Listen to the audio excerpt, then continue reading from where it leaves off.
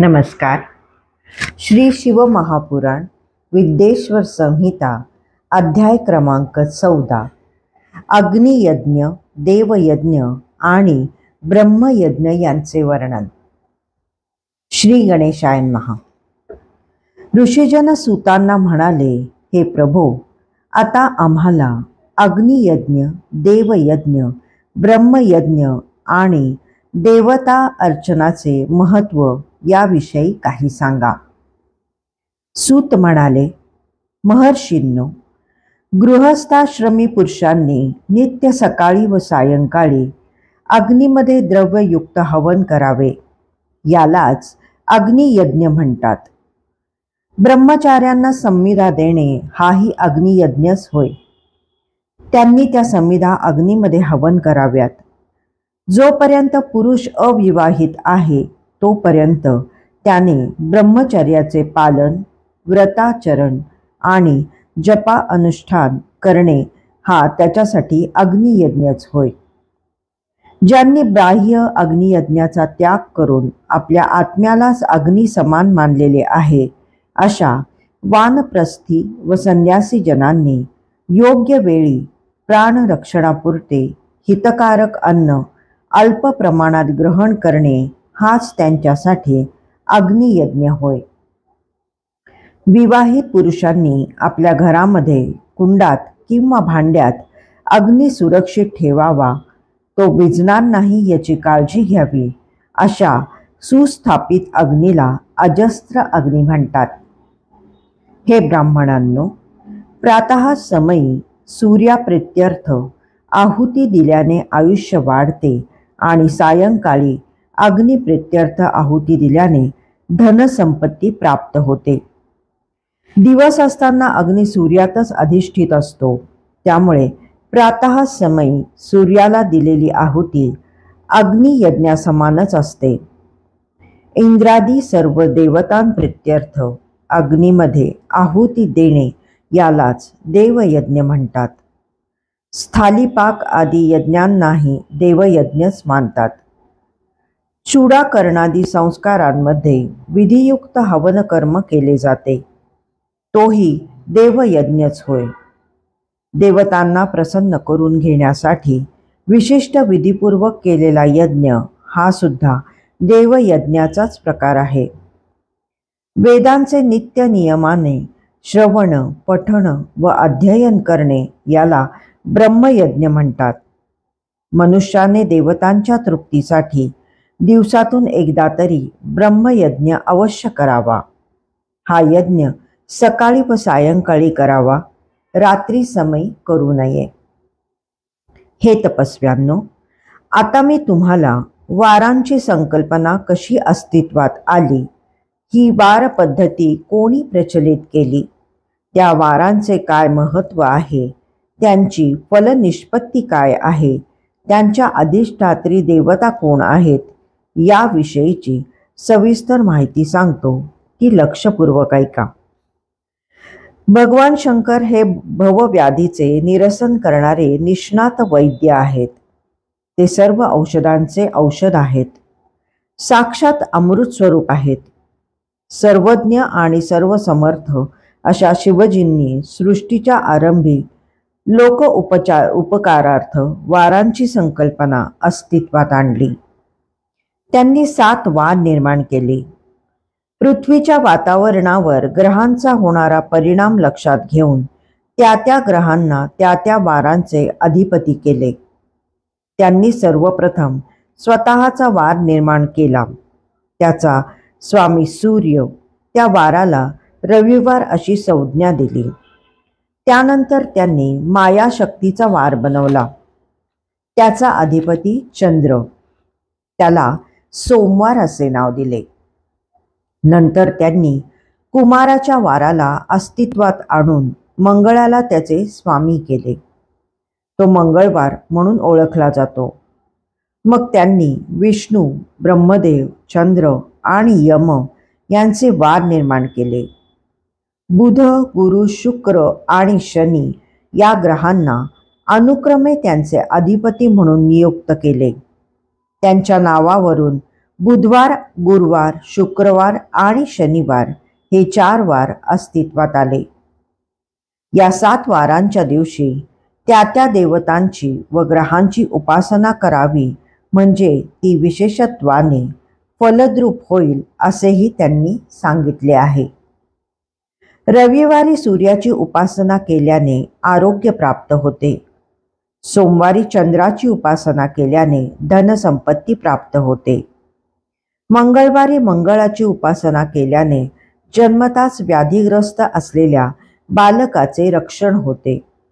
बुधवारी बुधाची उपासना केल्याने आळस आणि पाप यांची निष्कृती होऊन उत्तम बुद्धी प्राप्त होते. गुरुवारी गुरुची उपासना केल्याने आयुष्य वृद्धिंगत होते. शुक्रवारी शुक्राची उपासना केल्याने उत्तम प्रकारचे भोग आणि ऐश्वर्य प्राप्त होते. शनिवारी शनीची उपासना केल्याने मृत्यूचे भय नाहीसे होते, गंडांतर टळते, अपमृत्यू येत नाही. अशा प्रकारे आठवड्यातील 7 वारी त्या त्या देवतांची पूजा आराधना केल्याने उपनिर्दिष्ट सर्व पुण्यफले भगवान शंकराच्या कृपाप्रसादानेच प्राप्त होतात. देवतांची प्रसन्नता लाभावी म्हणून त्यांची 5 प्रकारे आराधना केली जाते. त्या देवतेच्या मंत्रांचा जप करणे, तिच्या प्रित्यर्थ होम करणे, तिला प्रिय असलेल्या लौकिक वस्तूंचे व अन्य गोष्टींचे दान करणे, तिच्यासाठी तपश्चर्या करणे आणि तिच्या प्रतिमेची किंवा मूर्तीची नानाविध उपचार अर्पण करून भक्तिभावाने पूजा करणे, हेच ते आराधनेचे 5 प्रकार होत. आपल्या सामर्थ्याला अनुसरून यापैकी कोणत्याही एका पद्धतीने त्या देवतेची एकोभावे आराधना केल्याने तिची प्रसन्नता लाभून आपले कल्याण होते. नेत्ररोग, मस्तिष्क रोग आणि कुष्ठरोग बरे होण्यासाठी रविवारी सूर्यनारायणाची पूजा करून ब्राह्मणांना भोजन द्यावे. ही उपासना 1 दिवस, 1 महिना, 1 वर्ष किंवा 3 वर्षापर्यंत सातत्याने चालू ठेवावी. या आराधनेने पुण्य वृद्धिंगत झाले तर आधी नमूद केलेले कुष्ठादी सर्व रोग बरे होतात. रविवारी सूर्य किंवा अन्य देवतांची पूजा करावी. त्यांना प्रिय असलेली वस्तू अर्पण करावी किंवा ब्राह्मणांना दान द्यावे. ही आराधना विशिष्ट फलदायी असून हिच्या प्रभावाने पापांचा नाश होतो. ज्यांना संपत्ती आणि वैभवाची अपेक्षा आहे त्यांनी सोमवारी भगवती महालक्ष्मीची पूजा करावी. ब्राह्मण दंपती साजूक तुपात तयार केलेल्या पक्वान्नांचे भोजन द्यावे. मंगळवारी व्याधी शमनार्थ काली मातेची पूजा करावी. ब्राह्मणांना भोजन द्यावे. त्यांना 4 शेर उडीद डाळ, मूग डाळ किंवा तूर डाळ दान करावी. बुधवारी भगवान विष्णूंची पूजा करून त्यांना दही मिश्रित पदार्थांचा नैवेद्य दाखवावा. या अर्चनेने उपासकाची पत्नी, पुत्र आणि मित्र यांना सौख्य प्राप्त होते.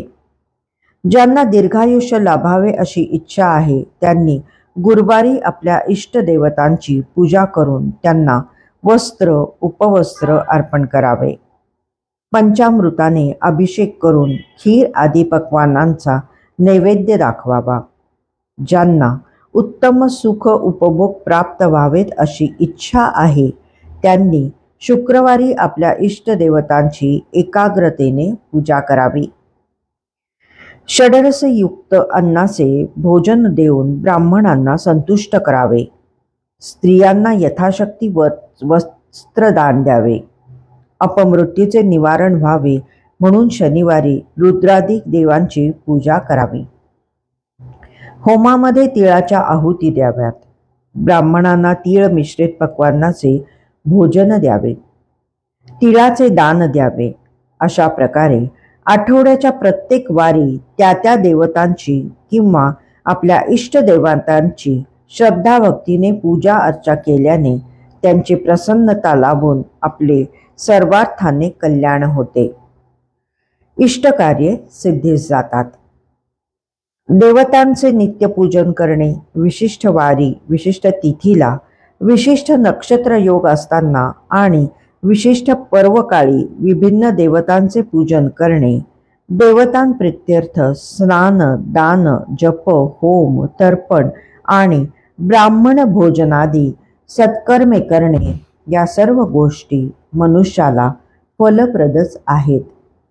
त्या सर्व देवतांची सेवा ही वस्तुतः भगवान शंकराचीच आराधना असते. त्या सेवा भक्तीने प्रसन्न झालेले शिवजी उपासकाला आरोग्य, समृद्धी आदी इष्ट फले देऊन संतुष्ट करतात. जो मनुष्य देश, काल, लोकाचार, आपले द्रव्य सामर्थ्य, आपली पात्रता या सर्व गोष्टी विचारात घेऊन तारतम्याने वागतो आणि श्रद्धा भक्तिपूर्वक आराधना करतो, त्याला भगवान शंकराच्या कृपाप्रसादाने सर्व अभिष्ट प्राप्त होते. मंगल कार्याच्या आरंभी, अंत्येष्टी आदी अशुभ कार्याच्या शेवटी, तसेच आपले जन्म नक्षत्र आले असता गृहस्थाने आरोग्यादी प्राप्तीसाठी आपल्या घरी आदित्यादी ग्रहांची पूजा करावी.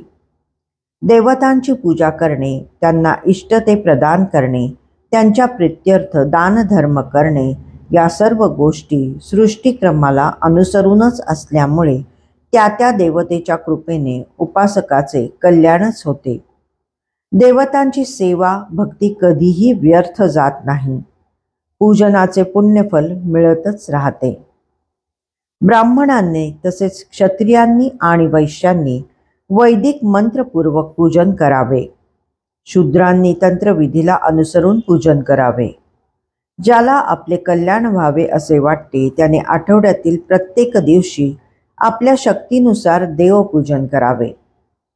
जो धनवान आहे त्याने द्रव्याधिक खर्च करून विस्तृत पूजा करावी. जो गरीब आहे त्याने तपश्चर्याने देवतांचे यजन करावे. जे पुरुष देवपूजनादी धर्मकर्माचे श्रद्धेने आचरण करतात त्यांना मरणोत्तर उत्तम गती लाभते. स्वर्गादी पुण्यलोकात दिव्य सुखांचा उपभोग घेऊन ते पृथ्वीवर उत्तम काळात जन्म घेतात. जे धनिक आहेत त्यांनी धर्मवृद्धीची एकही संधी सोडू नये.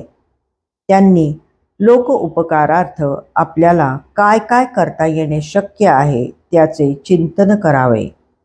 त्यांनी मार्गाच्या दुतर्फा सावलीसाठी वृक्ष लावावेत. पांथस्थांच्या सोयीसाठी धर्मशाळा बांधाव्यात. विहिरी व तलाव निर्माण करून पाण्याची व्यवस्था करावी. वेदशास्त्रांना प्रतिष्ठा मिळावी म्हणून पाठशाळा बांधाव्यात किंवा अन्य स्वरूपाचे धर्मकार्ये सतत करत राहावीत. कारण पुण्यकर्मांनी अंतःकरण शुद्ध होऊन मोक्षप्रद ज्ञान प्राप्त होते. हे ब्राह्मणांनो, जो या अध्यायाचे श्रद्धेने श्रवण पठण करतो त्याला देवयज्ञाचे पुण्यफल प्राप्त होते. अध्याय 14 संपूर्ण.